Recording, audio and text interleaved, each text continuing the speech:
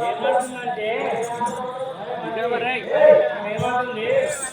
సీతమ్మ చెప్పుకుంటుంది కళ వచ్చిందంట ఆమెకు కళ వచ్చిందంట మన ఈ మనంలోకి ఒక కోచి వచ్చిందంట ఆ కోచి మొత్తము లంకలంతా తలబెట్టినట్టు మనం ఇచ్చినట్టు లంకలంతా చూస్తున్నట్టు కళ